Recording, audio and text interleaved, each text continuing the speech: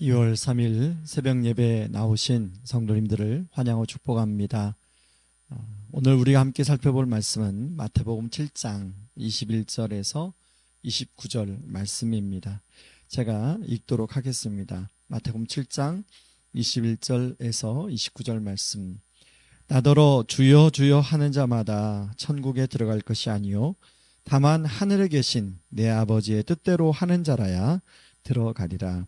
그날에 많은 사람이 나더러 이르되 주여 주여 우리가 주의 이름으로 선지자 노릇하며 주의 이름으로 귀신을 쫓아내며 주의 이름으로 많은 권능을 행하지 아니하였나이까 하리니 그때에 내가 그들에게 밝히 말하되 내가 너희를 도무지 알지 못하니 불법을 행하는 자들아 내게서 떠나가라 하리라.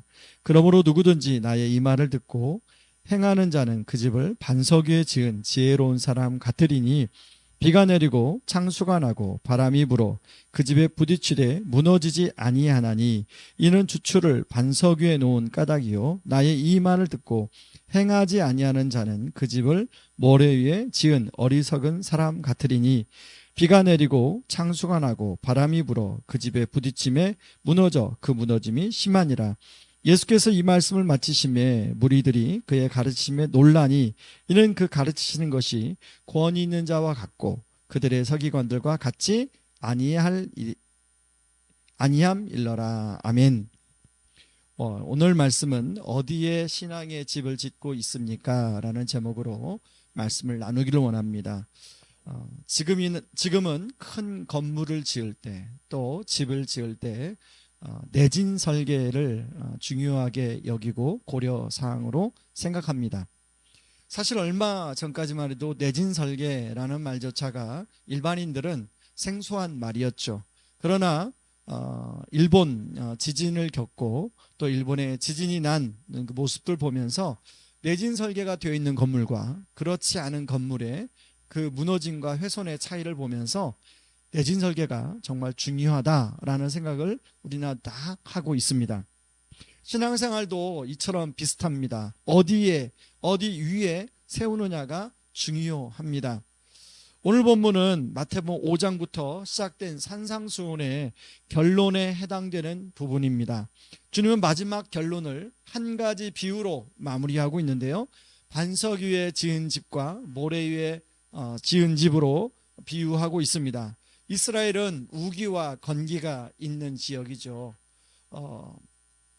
건기 때 땅이 아주 탄탄하고 좋은 땅처럼 보여도 실제로 우기를 맞아서 그 땅이 정말 그러한가 그렇지 않은가를 알 수 있습니다. 그런데 그걸 모르고 그냥 땅이 건기 때 좋아 보여서 거기다 집을 세우게 되면 우기 때 자칫하면 거기에 물이 들어와 집이 물에 젖고 또 무너질 수 있다는 것을 그 당시에 그런 일이 있었습니다. 그래서 예수님은 그것을 보고 비유를 들어 설명하는 것입니다.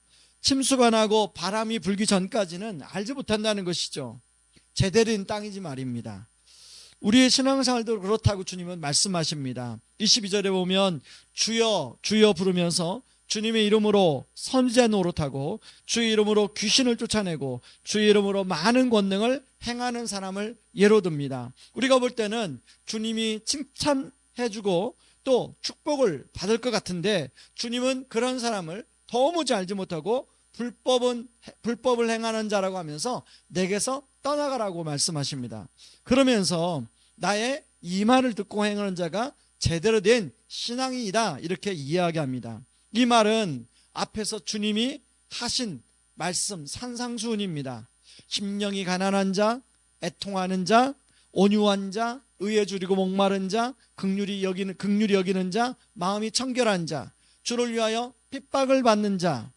여러분 5장 17절 19절까지는 예수님이 율법을 완성하러 오셨다고 하면서 율법의 1.1획이라도 모든 말씀을 다 지켜야 된다고 말씀하십니다. 마태복음 5장 20절에는요 이렇게 말합니다. 내가 너에게 이르노니 너의 의가 서기관과 바리새인보다 더 낫지 못하면 결단코 천국에 들어갈 수 없다고 이야기합니다. 여러분 이 말씀을 들으면 여러분의 마음이 어떠신가요? 헉 하는 마음이 혹시 들지 않으십니까? 주님이 우리에게 요구하시는 수준은 보통 수준이 아닙니다. 서기관과 바리새인보다 더 나은 수준, 더 나은 의로움을 요구하십니다. 과연 이 세상에서 이 조건을 만족할 수 있는 사람이 있을까요? 말씀을 완벽하게 순종하는 사람, 순도 100% 순종의 사람이 있을까요? 저와 여러분도 경험해 보셨겠지만 말씀대로 살려고 하면 할수록 넘어지는 것을 경험해 보셨을 것입니다. 그렇게 되면 자연스럽게 죄책감에 사로잡히게 되지요. 그렇게 회개하고 다시 말씀대로 살려고 했다가 또 넘어지고 또 죄책감에 사로잡히고 이것이 반복되게 됩니다. 아무리 우리가 말씀대로 살려고 하면 할수록 완벽하게 순종할 수 없는 존재이고 그렇게 할수록 더 강한 죄책감의 포로가 된다는 것을 깨닫게 되죠. 이것이 바로 우리가 율법과 말씀대로 살려고 할 때 경험하게 되는 딜레마라는 것입니다. 그런데 이것은 우리만 그런 것이 아니라 사도 바울도 오늘 동일하게 경험하고 있습니다. 로마서 7장 24절에 보면 오라 나는 곤고한 사람이로다 이 사망의 몸에서 누가 나를 건져내랴 말씀하고 있습니다. 그러면서 로마서 3장에서는 의인은 없나니 하나도 없다라고 이야기합니다. 그렇다면 아무도 천국에 들어갈 수 없다는 결론에 이르게 되죠. 그렇다면 어떻게 해야 될까요? 천국에 들어가기 위해서 어떻게 해야 될까요? 여러분, 우리가 천국에 들어가기 위해서는 우리를 위해서 완벽한 순종을 해주신 유일하신 분을 우리가 바라볼 필요가 있습니다. 예수 그리스도죠. 여러분, 예수님은 이 땅에 구주로 오셨습니다. 그것도 아기 예수로 오셨어요. 예수님은 잘하시면서 모든 구약의 율법과 말씀을 다 순종했습니다. 모든 율법을 완벽하게 순종해서 완전한 의의를 이루셨습니다. 여러분, 이 세상에 예수님처럼 율법에 다 순종해서 완벽하게 순종하신 분은 예수님 외에는 없죠. 그런데 이 예수님이 죽으심과 부활하심을 통하여 그 불완전한 불완전한 여러분과 연합을 해 주셨다는 것입니다. 그분의 의로우심으로 그분의 의로움이 우리에게 전가가 되었습니다. 의로울 수 없는 우리가, 바로 죄인이었던 우리가 의인이 되게 되었습니다. 그래서 의로운 자라 불리게 되었죠. 이것은 우리의 노력이 아니라 전적인 하나님의 은혜입니다. 그래서 갈라디아 3장 27절은 누구든지 그리스도 합하기 위하여 세례를 받은 자는 그리스도 옷 입었느니라 라고 말합니다. 여러분, 그러면 하나님의 뜻대로 하는 것 해서 하나님의 뜻은 무엇인가를 우리가 좀 생각해 볼 필요가 있습니다. 여러분, 요한복음에서는 하나님의 뜻과 하나님의 일에 대해서 같이 사용하는 걸 나오는데요. 요한복음 6장 28절에 보면 이렇게 묻습니다. 우리가 어떻게 해야 하나님의 일을 하오리까? 라고 물어요. 그때 예수님이 뭐라고 대답하냐면 하나님께서 보내신 일을 믿는 것이 하나님의 일이니라 하시니 라고 말합니다.